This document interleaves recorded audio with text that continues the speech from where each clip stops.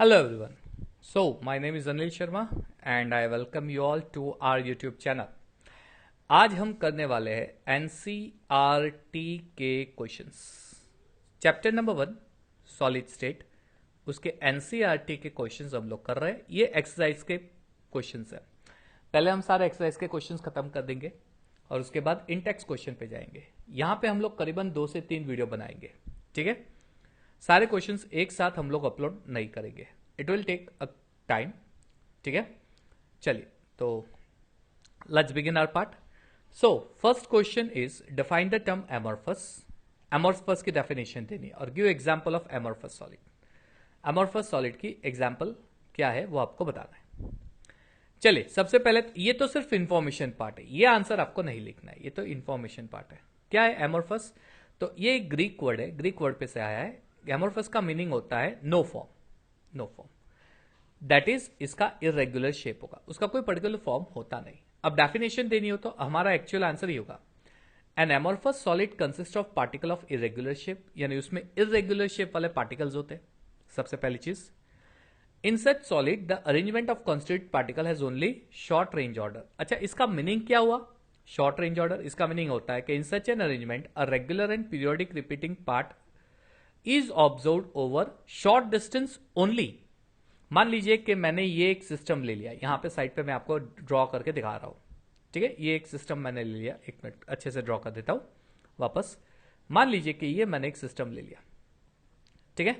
अब ये irregular shape वाले पार्टिकल्स, तो ये शॉर्ट रेंज ऑर्डर तक फॉलो होगा, लेकिन उसके बाद इरेगुलरिटी दिखेगी कुछ इस तरह से। तो up to short range regular pattern होगा, पीरियोडिकल अरेंजमेंट, लेकिन उसके बाद इरेगुलरिटी पूरे क्रिस्टल में आपको दिखाई देने लगेगी। बेस्ट एग्जांपल है ग्लास, रबर, प्लास्टिक एक्सेट्रा, ठीक है। पहला क्वेश्चन। चलिए क्वेश्चन नंबर 2, स्क्रीनशॉट ले लेना और इसके आंसर साथ में लिखते जाओ, पॉज कर करके राइटिंग करते जाना। Second, what makes a glass different from such solid such as quartz? Under what condition could quartz be converted into glass? ठीक है, what makes a glass different from a solid such as quartz? यानी एक solid है, quartz का example दिया है, और glass, तो दोनों में डिफरेंस क्या है? पहली चीज। और दूसरी चीज, इसी क्वार्ट्ज को अगर मुझे ग्लास में कन्वर्ट करना हो तो कैसे करेंगे? ये दो क्वेश्चन है। तो पहला क्वेश्चन, ग्लास और क्वार्ट्ज में डिफरेंस क्या है? पहला, ग्लास एक एमोर्फस सॉलिड होता है, और एमोर्फस सॉलिड क्या होता है आपको पता है। ये क्या होता है एमोर्फस सॉलिड? तो ये एमोर्फस सॉलिड होता है जिसमें कॉन्स्टिट्यूएंट पार्टिकल जो होते हैं वो शॉर्ट रेंज ऑर्डर होते हैं। Constituent particle short range order होते हैं, ठीक है। इसका मतलब यहां पे मैंने समझा दिया है कि up to short distance periodical arrangement होगा, उसके बाद इरेगुलरिटी। जबकि कॉर्ड्स कैसे होते हैं?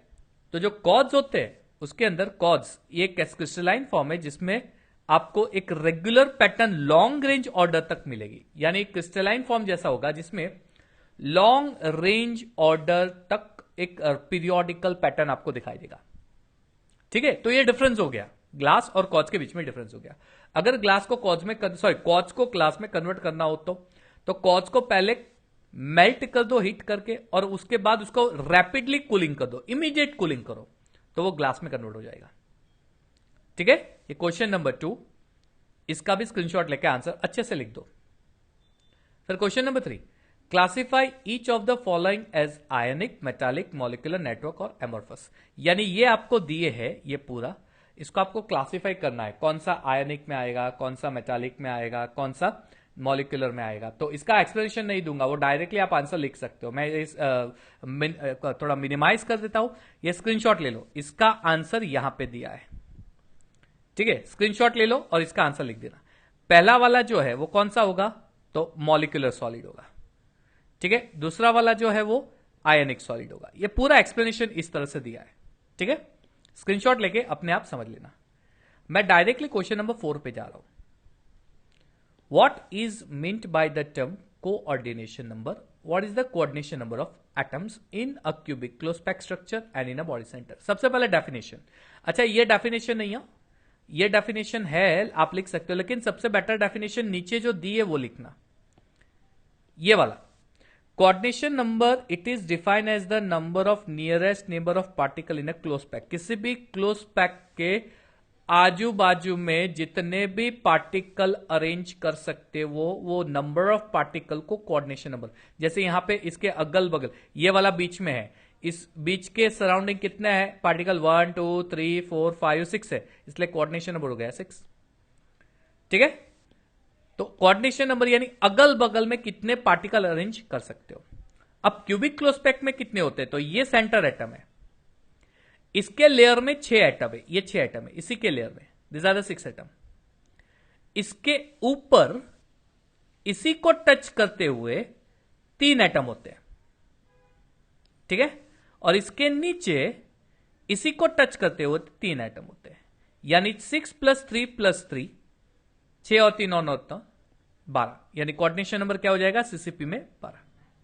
और बॉडी सेंटर में, तो बॉडी सेंटर जो होता है वो कैसा होता है, तो बॉडी सेंटर में कुछ इस तरह का क्यूब है, मान लीजिए ये सारे कॉर्नर पे अरेंज होते हैं, यानी 4 कॉर्नर ये और ये 4 कॉर्नर 8, और बीच में बड़ा एटम सारे कॉर्नर से, ये दिखाया है कुछ इस तरह से अरेंज होता है।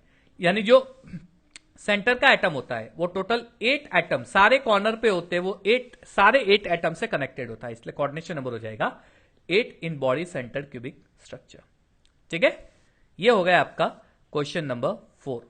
इसका भी स्क्रीनशॉट लेके अच्छे से नोट डाउन करते जाओ। चलिए question number 5, how can you determine the atomic mass of an unknown metal if you know its density and the dimension of its unit cell. ठीक है, अगर आप उसकी डेंसिटी और डायमेंशन पता है तो हाउ कैन यू डिटरमाइन, तो ये उसका आंसर है, फाइनल आंसर। डेरिवेशन करने की जरूरत नहीं है, ये फॉर्मूला है, क्योंकि डेंसिटी की फॉर्मूला ये density is equal to Z into capital M divided by a cube into N A. यहां पे डी होती है डेंसिटी क्यूबिक सेल की। ये एक क्रिस्टल में total number of atoms molecules ions कितने होते वो, एम यानी एटॉमिक मास हो जाएगा, और आपको एटॉमिक मास ही फाइंड करना है तो एम के फॉर्म में पूरा कन्वर्ट कर दिया ये, ए क्यूब यानी एज लेंथ और एन ए यानी एवोगेड्रो नंबर। तो ये फॉर्मूला से आप फाइंड आउट कर सकते हो। क्वेश्चन नंबर 5 1 मार्क का क्वेश्चन आ सकता है। चलिए question number 6, stability of a crystal is reflected in the magnitude of its melting point. Stability of a crystal is reflected in the magnitude of its melting point.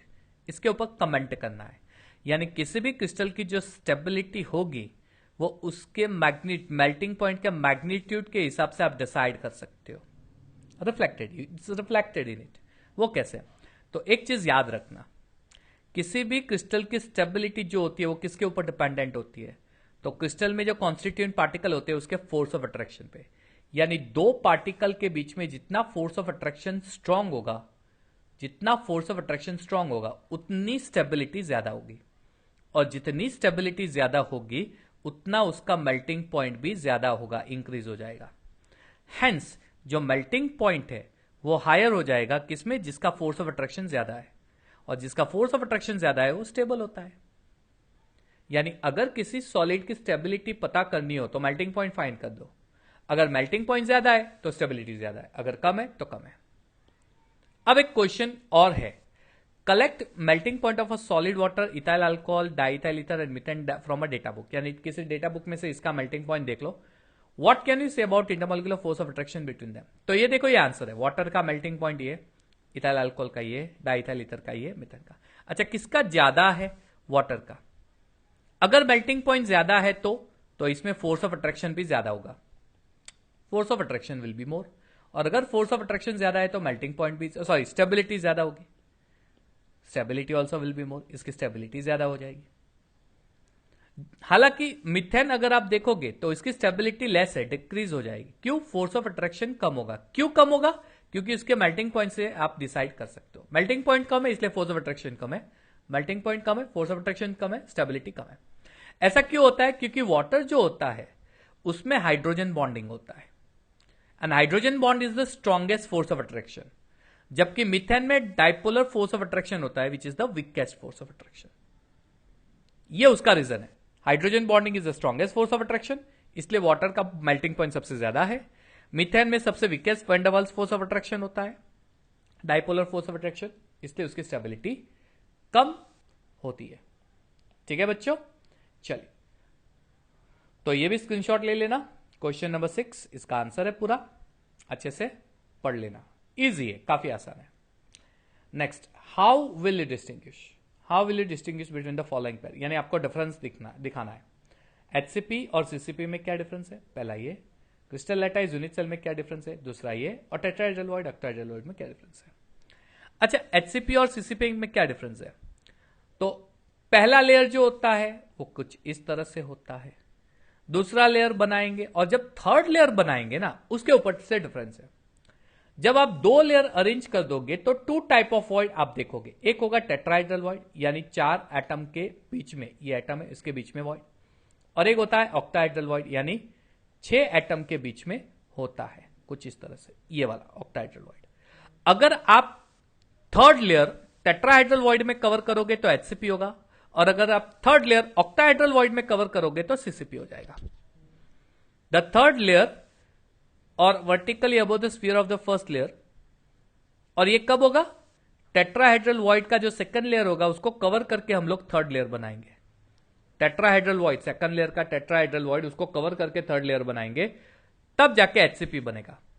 और CCP में जो fourth layer मिलेगा, वो fourth क्यों मिलेगा, क्योंकि third layer पे जब आप ऑक्टाहेड्रल वॉइड कवर करके बनाओगे थर्ड लेयर, तो वो पूरा डिफरेंट मिलेगा, और उसके बाद फोर्थ लेयर फर्स्ट जैसा मिलता है। तो सीसीपी में ऑक्टाहेड्रल वॉइड कवर करोगे सेकंड लेयर का, और आप थर्ड लेयर बनाओगे तो तीनों लेयर डिफरेंट होंगे एबीसी, और उसके बाद वापस फोर्थ लेयर फर्स्ट लेयर के जैसे मिलता है, कुछ इस तरह से।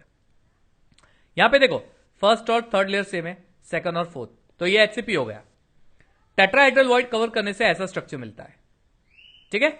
यहां पे देखो, फर्स्ट के ऊपर, सेकंड के ऊपर, थर्ड, तीनों लेयर, और वापस ये रिपीट हो रहा है, एबीसी एबीसी पैटर्न। ये ऑक्टाहेड्रल वॉइड कवर करने से ऐसा मिलता है, that is your cubic close packing. तो ये पहला डिफरेंस है, कौन सा, एचसीपी और सीसीपी का। इसका स्क्रीनशॉट ले लो, अच्छे से नोट डाउन कर देना, clear.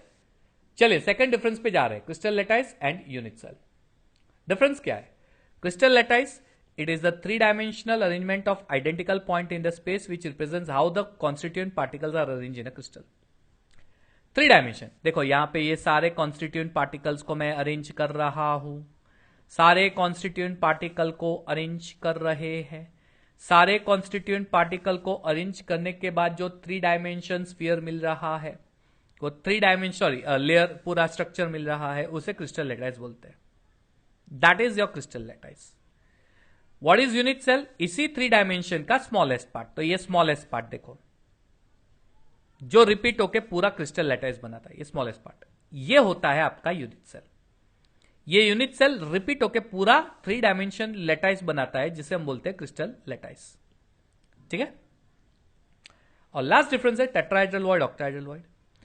Tetrahedral voids, they are surrounded by 4 sphere which lie at the it's cutting, so which lie at the vertices of a regular tetrahedron. Vertices यानी ये टेट्राहेड्रॉन के 3, और ऊपर डायमंड कैसा होता है, ऊपर नीचे ट्राइंगल बनता है और उसके ऊपर एक पूरा अरेंज कर दो पिरामिड जैसा, ठीक है, और उसके बीच में जो गैप होगा वो tetrahedral void. There are 2 tetrahedral voids per atom in a crystal, एक पर एटम, एक एटम में पर एटम, सॉरी, एक 2 टेट्राहेड्रल वॉइड एक क्रिस्टल में, 1 क्रिस्टल में, per atom in a crystal there will be 2 tetrahedral void. For every 1 atom there will be 2 tetrahedral void. For every 4 atom there will be 8 tetrahedral void. यानी double होते हैं। इसको आप आसानी से ऐसे भी ले सकते हो कि इसके डबल होते हैं। पर एटम 2 टेट्राहेड्रल वॉइड, सिंपल है। अगर क्रिस्टल में 4 एटम है तो 8 tetrahedral void, okay. Octahedral voids are surrounded by 6 spheres, वो 6 स्फीयर के सराउंडिंग होते हैं, and form by combination of 2 triangular void of the first and second layer. ये पहले लेयर का ट्राइंगुलर वॉइड और ये दूसरे लेयर का ट्राइंगुलर वॉइड। अब उसके बीच में जो गैप होता है वो ऑक्टाहेड्रल वॉइड होता है, 6 एटम के बीच में। देयर इज 1 ऑक्टाहेड्रल वॉइड पर एटम, यानी पर एटम 1 ऑक्टाहेड्रल वॉइड होता है, तो 4 एटम होंगे तो 4 वॉइड होंगे, सिंपल है, ठीक है। तो ये डिफरेंस हो गया टेट्राहेड्रल वॉइड्स और ऑक्टाहेड्रल वॉइड्स का, क्लियर। लिख देना वो answer. Next, how many lattice points are there in 1 unit cell of each of the following. एक यूनिट सेल में कितने। पहला है face centred cubic unit cell. अच्छा, फेस सेंटर का मतलब क्या है, समझो ध्यान से। मान लीजिए कि ये एक ऐसा मैं क्यूब ड्रॉ कर रहा हूं, ठीक है, इसका एक डुप्लीकेट बना देते हैं कुछ इस तरह से। ये आपका क्यूबिक स्ट्रक्चर है। अब इस क्यूबिक स्ट्रक्चर में एटम कहां पे होता है, तो कॉर्नर पे होता है। ठीक है, हमने ऑलरेडी स्टडी कर लिया है कि एवरी कॉर्नर पे 1/8 पार्ट होगा, टोटल 8 कॉर्नर यानी 1 एटम। फिर फेस पे होता है, ठीक है, एक फेस पे हाफ एटम होता है, 6 फेस है यानी 3। दोनों को प्लस कर दो, टोटल नंबर ऑफ एटम कितने हो जाएंगे, 4 हो जाएंगे, यानी फर्स्ट में आंसर 4 आएगा। सेकंड है फेस सेंटर टेट्रागोनल, तो टेट्रागोनलों के कोई भी हो, अगर फेस सेंटर आया तो टोटल नंबर ऑफ एटम 4 ही होने हैं, तो सेकंड का भी आंसर 4 ही आएगा। कोई भी ले लो, टेट्रागोनल लो, चाहे ट्राइगोनल लो, चाहे कोई भी लो, अगर एफसीसी आया तो एफसीसी में टोटल नंबर ऑफ एटम 4 ही होते हैं, सेकंड में भी 4 आएगा। बॉडी सेंटर में कितने एटम होते हैं, तो 8 कॉर्नर पे होते हैं। मान लीजिए यही है, इसको मैं फेस पे से निकाल देता हूं, यही है, तो 8 कॉर्नर में होते हैं और एक बड़ा एटम बीच में होता है, पूरे क्यूब के बीच में, यानी टोटल नंबर ऑफ एटम कितने होंगे, तो कॉर्नर पे 1/8 यानी 1, एक पूरा एटम बीच में यानी 1, यानी टोटल एटम 2 बॉडी सेंटर में। ठीक है, बॉडी सेंटर में टोटल एटम 2। इसका स्क्रीनशॉट ले लो, ये भी बहुत ही बढ़िया सा क्वेश्चन है। ठीक है, मिनिमाइज कर लेते हैं, चलो थोड़ा मिनिमाइज कर देते हैं, स्क्रीनशॉट ले लो, हो जाएगा आंसर इजी। चलिए 9th क्वेश्चन है, explain the basis of similarities and dissimilarities between metallic and ion. पहले तो सिमिलर क्या है मेटालिक और आयनिक क्रिस्टल में, और दोनों में डिफरेंस क्या है, सेम वे। दूसरा है ionic solids are hard and brittle, क्यों, रीजन क्या है। चलिए पहला कर लेते हैं हम लोग, basis of similarity and difference. पहले सिमिलैरिटी क्या है, ions and metallic crystals both have electrostatic force of attraction, दोनों में इलेक्ट्रोस्टैटिक फोर्स ऑफ अट्रैक्शन होते हैं। आयनिक क्रिस्टल में ऑपोजिट चार्ज की वजह से होता है, जबकि मेटल में force of attraction valence electron और एटॉमिक कर्नल। चलो मैं दिखाता हूं, मान लीजिए कि ये क्रिस्टल है जिसमें आयन्स प्रेजेंट, तो plus ion, negative ion, positive ion, negative ion, positive negative, sorry, ठीक है, positive negative, positive negative, positive, कुछ इस तरह से होता है, plus minus plus minus plus minus. ठीक है, मेटल जो होते हैं ना, उसके अंदर क्या होता है, तो मान लीजिए कि ये सारे मेटल है, ये सारे मेटल स्पीसीज है, तो नॉर्मल कंडीशन पे वो अपने वैलेंस इलेक्ट्रॉन लूज कर देते हैं, यानी फ्री और मोबाइल इलेक्ट्रॉन होते हैं, और ये होता है पॉजिटिवली चार्ज एटॉमिक कर्नल। तो यहां पे एटॉमिक कर्नल और फ्री इलेक्ट्रॉन के बीच में फोर्स ऑफ अट्रैक्शन होता है, जबकि यहां पे आयंस के बीच में फोर्स ऑफ अट्रैक्शन होता है। ठीक है, लेकिन ये दोनों force of attraction electrostatic force of attraction ही होते हैं। In both cases bond is non directional, दोनों में बॉन्ड नॉन डायरेक्शनल होता है, in both the cases non directional. ठीक है, तो ये हो गया सिमिलैरिटी। अब डिफरेंस की बात करते हैं। Ionic crystals ions are not free, ये जो आयन्स होते हैं वो फ्री नहीं होते, पैक कॉम्पैक्ट होते हैं, दोनों एकदम नजदीक होते हैं, तो फ्री नहीं होते, so they do not conduct electricity. तो आयनिक सॉलिड इलेक्ट्रिसिटी कंडक्ट नहीं कर सकते।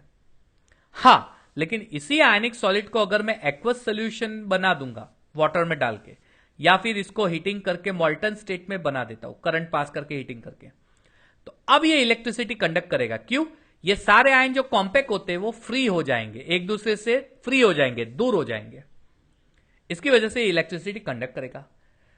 मेटालिक क्रिस्टल में क्या होता है, दे कंडक्ट इलेक्ट्रिसिटी, क्यों, यहां पे फ्री इलेक्ट्रॉन्स होते हैं, वो फ्रीली मूव हो सकते हैं, वो फ्रीली मूव हो सकते हैं, तो इसके सॉलिड में इलेक्ट्रिसिटी कंडक्ट हो सकता है, इसके सॉलिड में इलेक्ट्रिसिटी कंडक्ट नहीं होगा। ठीक है, अगर मुझे आयनिक सॉलिड में इलेक्ट्रिसिटी कंडक्ट करनी है तो पहले मुझे उसको मेल्ट करना पड़ेगा या उसका एक्वस सोल्यूशन बनाना पड़ेगा, तब जाके इलेक्ट्रिसिटी कंडक्ट करेगा। Second thing, ionic solids are strong whereas metallic bond में बी वीक और स्ट्रॉन्ग, दोनों पॉसिबिलिटी है। क्लियर, चलिए नंबर 2 सेकंड क्वेश्चन कौन सा है अपना, ionic solids are hard but brittle and brittle, sorry, क्यों हार्ड और ब्रिटल होते हैं, तो हार्ड क्यों होते हैं, बिकॉज उसमें इलेक्ट्रोस्टैटिक फोर्स ऑफ अट्रैक्शन होता है जो बहुत ही स्ट्रांग होता है ऑपोजिट आयन के बीच में। और ब्रिटल क्यों होते हैं, because ionic bond non directional होते हैं, इसलिए ब्रिटल होते हैं, तुरंत ब्रेक हो सकते हैं। तो ये हो गई सिमिलैरिटी और डिफरेंस और सेकंड एक्सप्लेनेशन का आंसर। इसका भी आप अच्छे से स्क्रीनशॉट लेके आंसर नोट डाउन कर देना। ठीक है बच्चों, यहां पे हम आज की कहानी खत्म कर रहे हैं। हम लोग ये 9 क्वेश्चंस अच्छे से प्रिपेयर कर लेते हैं घर पे। कल मेरे वीडियो लेक्चर में और इसके क्वेश्चंस आएंगे। मैंने जैसे बताया 2 से 3 वीडियो लेक्चर बनने वाले हैं, तो बने रहिएगा मेरे साथ। हम लोग इसी सेशन को नेक्स्ट लेक्चर में कंटिन्यू करेंगे। Till then Take care of yourself, be safe, and please stay at home. Okay, thank you and have a nice time.